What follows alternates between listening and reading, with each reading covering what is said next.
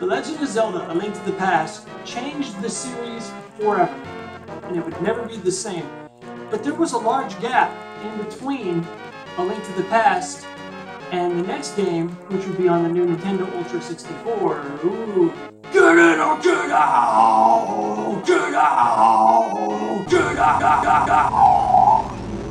Get out! Where are they?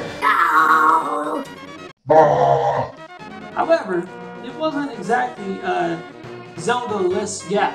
Even between A Link to the Past in 1992 and Ocarina of Time in 1998, the largest gap between console releases in the history of Zelda, 6 years, but there was still another Zelda game released. Although it may not have been as revolutionary as other titles in years previous, it was a great game and added a whole new dimension to Zelda that we had never seen before. The Legend of Zelda: Link's Awakening. Legend of Zelda: Link's Awakening DX. Now, just for the sake of this review, I wanted to showcase the original Link's Awakening on Game Boy first. Just because, you know, it's the original and it's a classic and whatnot. But just to forward, we're going to be utilizing Link's Awakening DX, the re-release that came out in 1998, for the majority of this review. But just to satisfy your curiosities, here's a split screen shot of the two games combined in split screen, just to showcase a little bit of the difference between the two. And it's obviously clear that the color version was a tremendous improvement. Everything that was in DX was also in Link's Awakening, but DX added some features, and we'll cover that later on in this video. But now that that's out of the way, we can get on with the review.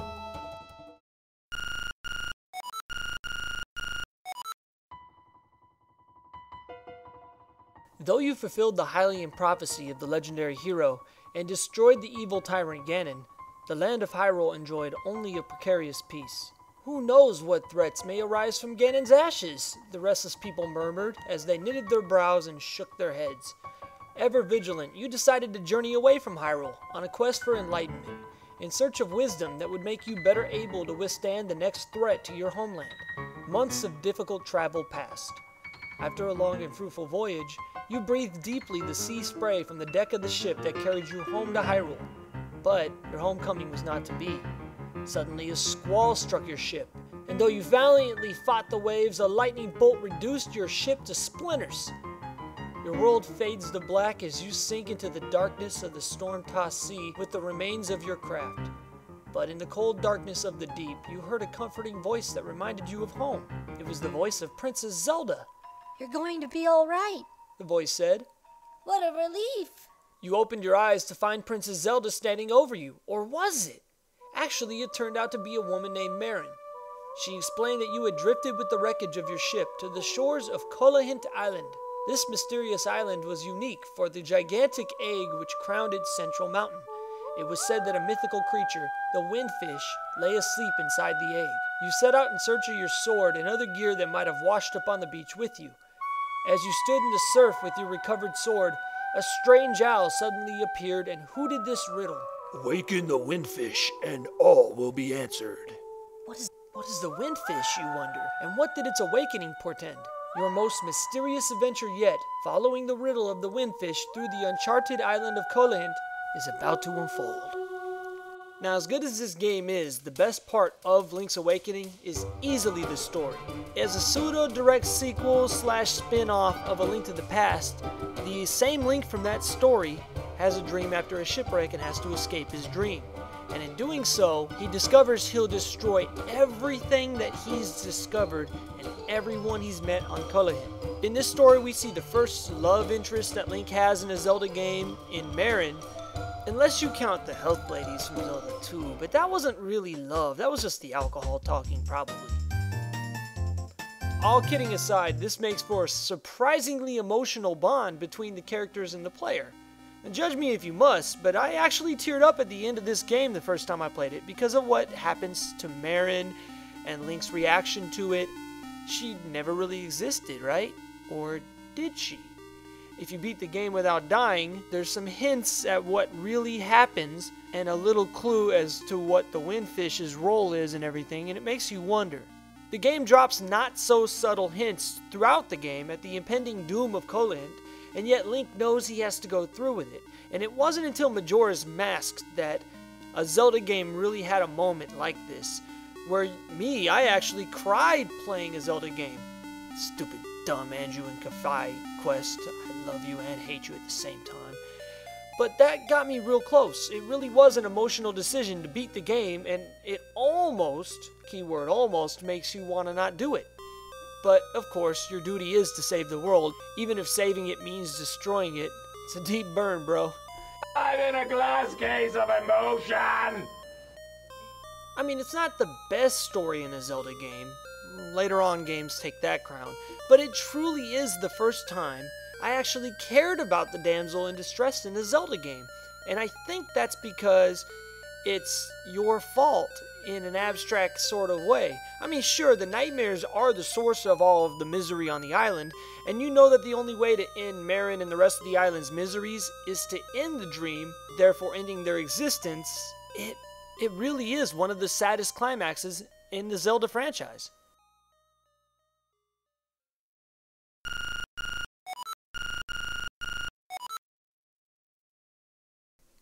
If you've ever played Link's Awakening, you'll be the first to tell someone that you love the game, but the very next thing you might say is that it's a very unique game, if not outright odd. And there's a good reason for this. Shigeru Miyamoto, the creator of The Legend of Zelda, was producer in all 4 games, including this one, up until this point, but this was the first game in the series that he had absolutely zero creative input during the development, despite his role as producer for the game. And this was because he was working primarily on the Super Nintendo at the time, specifically on his upcoming Super FX title Star Fox, which was to become a smash hit, and also on other titles such as Mario Paint, Super Mario Kart, and a reboot of Donkey Kong on the Game Boy. Therefore, despite his role as producer, a lot of the creative credit goes to Takashi Tezuka, Kensuke Tanabe, and Yoshiaki Koizumi. Tezuka was the originator of the idea for the Zelda game on Game Boy. After the Game Boy released in 1989, a programmer named Kazuaki Marita created a Zelda-like game using an early Game Boy development kit. Tezuka saw this after he finished directing A Link to the Past and asked Nintendo for permission to develop a Game Boy Zelda game. Tanabe joined him soon after, focusing on the story and major plot points, with Koizumi joining Tanabe not long afterward. The development team was a dream team of sorts. No pun intended. There was so much talent working on this game that Miyamoto never really had to step in, and this results in a very unique feel to the game. Other than the eventual Game Boy Color titles Oracle of Ages and Oracle of Seasons, no other Zelda game really feels like Link's Awakening, and that's not really a bad thing at all. I mean, even the soundtrack is unique to the series, as Koichi Kondo had no input on the music at all. After the accolades that A Link to the Past soundtrack had, you would have thought he would have jumped at the opportunity. But Kondo was working hard on Star Fox, as well as other games, so the work went to Minako Hamano and Kozue Ishikama. It is a great soundtrack with a lot of memorable tunes, but perhaps not as much as the iconic Ballad of the Windfish.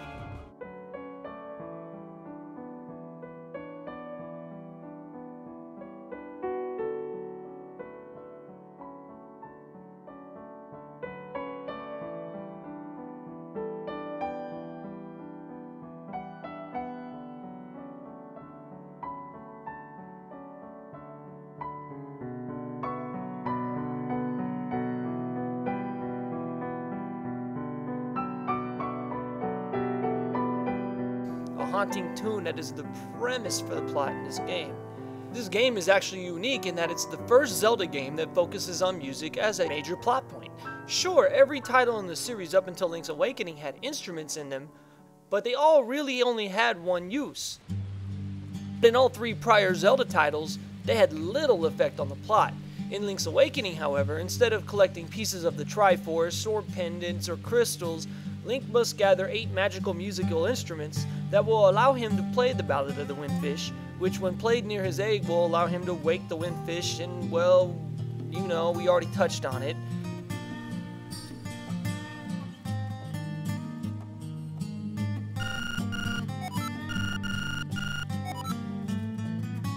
One of the best things about having a portable Zelda game is it allowed you to do things on the go with a full-fledged Zelda title. I mean, this wasn't Zelda Light. This was freaking Zelda.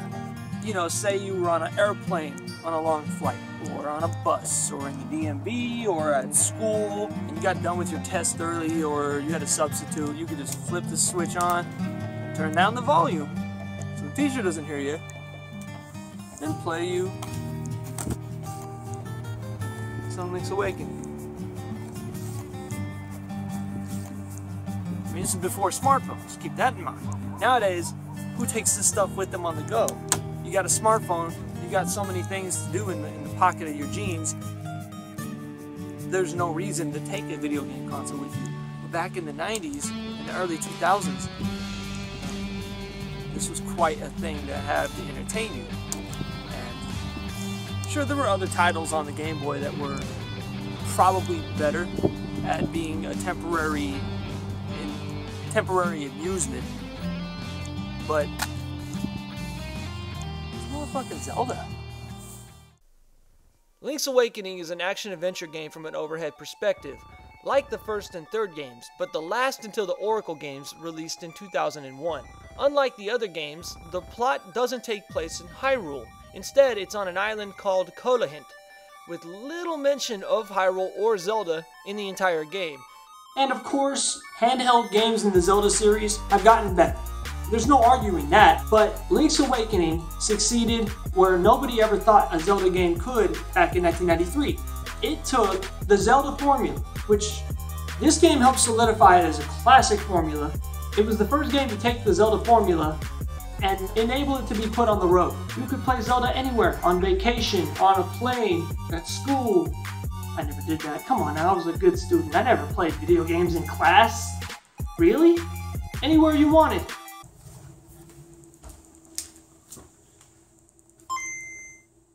What? I refuse to make a poop joke here. Refuse! So just flush those thoughts away, okay? Wipe them clean. We're gonna make a movement away from that topic because poop jokes stink. Gotta think of more poop jokes real quick. Poop jokes don't mean squat. Seriously, if you guys have any good poop puns, you should comment them below. They're fun. Puns are fun, man. But yeah, you could play Link's Awakening while you were filing paperwork, dropping the kids off at the pool, taking the Browns to the Super Bowl, going to a One Direction concert. I never got the chance to play Link's Awakening when it first came out. I didn't get a chance to play it until it was out on the Game Boy Color and the DX version, but it was worth the wait because it was great. It was a great Zelda experience. The game is a ton of fun, and no, it's not perfect, but at this point it didn't need to be. Zelda was cemented in my gaming soul. I'm a Zelda fan at this point, and I'm never looking back. You can make a Zelda game about nearly anything. I said nearly anything. We're not playing a CDI game. No, we're not.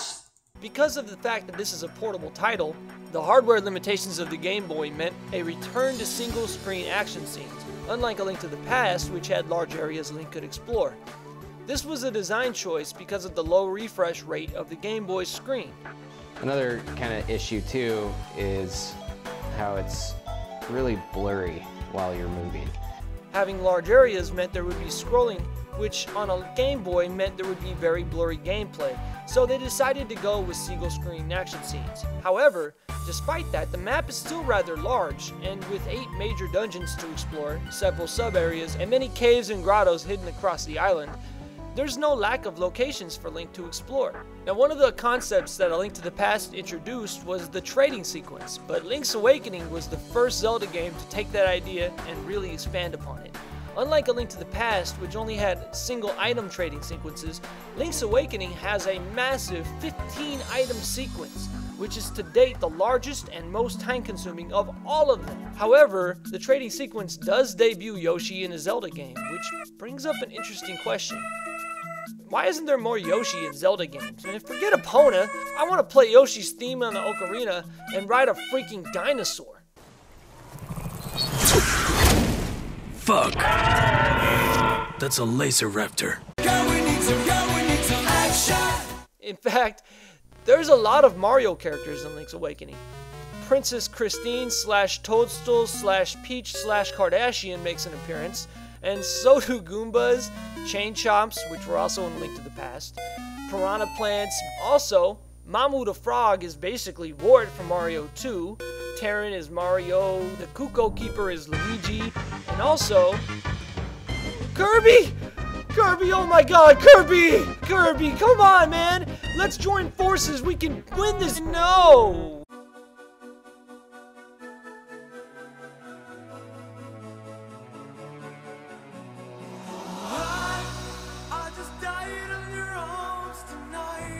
Oh god.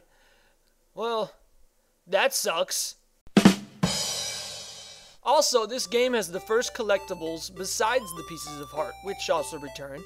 This game has secret seashells, which if you collect 20 of them, your sword gets an upgrade. This isn't the worst seashell collecting in the entire franchise. I'm looking at you, Minish Cap. Right at you. Right at you. Screw you, Karlov. Screw you, dude. You're an asshole. An asshole! The graphics are really well done, with well-drawn sprites, especially in the DX version. They pop out at you with great animations for a Game Boy game. The game controls reasonably well, considering that on the Game Boy you only have 2 action buttons, and that the screen resolution is so small. It's still a difficult game, maybe even more so than A Link to the Past was, but it's very reasonable and fair, despite the lack of clues compared to its older sibling. However, there's one huge, annoying, stupid, retarded, pointless, outright dumb, did I mention stupid, design choice they went with. The shield.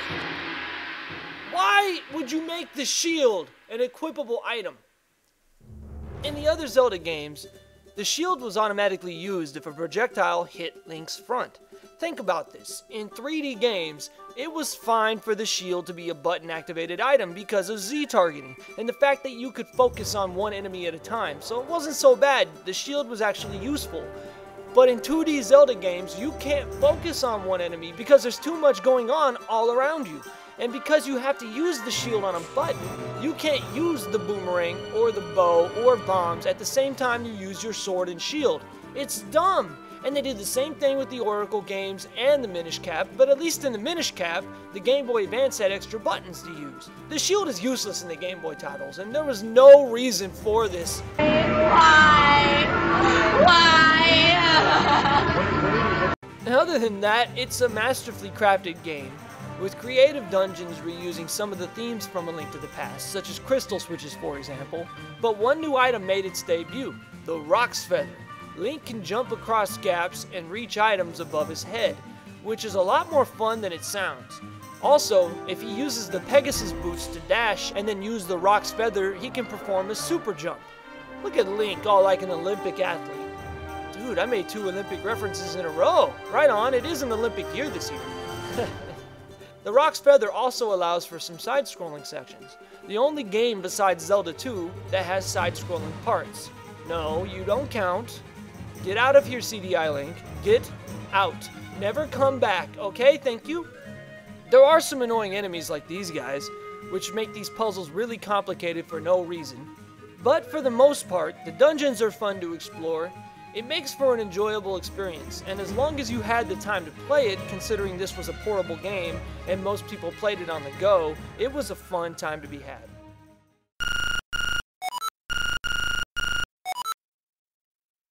All in all, this is a really deep Zelda game, more so than the NES titles, especially, and that's surprising considering the game is on the Game Boy. Pretty much almost every title in the series is a must-play, but newer gamers that aren't into retro might find it a chore to play such an outdated game. Still, I highly recommend Link's Awakening. It's a well-made title with a fantastic story, memorable characters, fun side quests and mini-games, and fantastic gameplay. It's available on the 3DS Virtual Console as of this writing, and both the Game Boy and Game Boy Color. I recommend the DX title, not only because of its enhanced color graphics, but a secret color dungeon that awards Link with a tunic at the completion of the dungeon that will either enhance his offense or his defense. Yeah, there's also a camera side quest, but nowadays that's hardly relevant anymore, especially if you're playing on the 3DS. Still, Pick it up and give it a try, and I promise you won't be disappointed.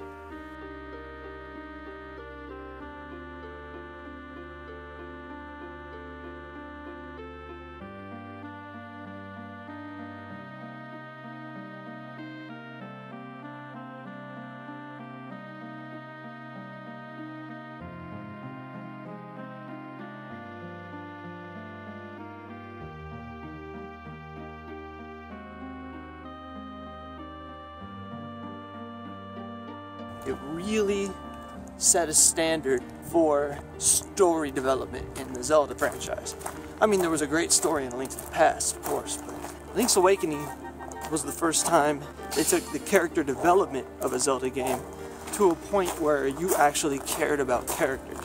Again, A Link to the Past had a great story. But Link's Awakening, man, the feels, bro. You're gonna tell me you've beaten Link's Awakening and didn't want Maron to survive? You're an evil person. You are an evil...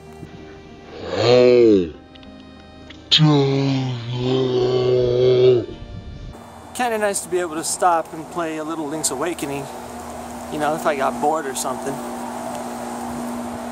But now that I'm home, I think I'm gonna play something a little more modern, I guess. I mean, you know what? Now that I think about it, I'd almost rather stick with a classic. Thank you for watching, and I really do appreciate it. If you enjoy the video, please like and subscribe and comment. And if you enjoyed it, make sure you check back in, because we're going to be talking about a Zelda game that is arguably the most popular Zelda game of all time. The Legend of Zelda, Ocarina of Time for the Nintendo 64. Till then, I'm JSR, and please remember to hold reset down when you turn the power off, or else you might lose that save data. Take care.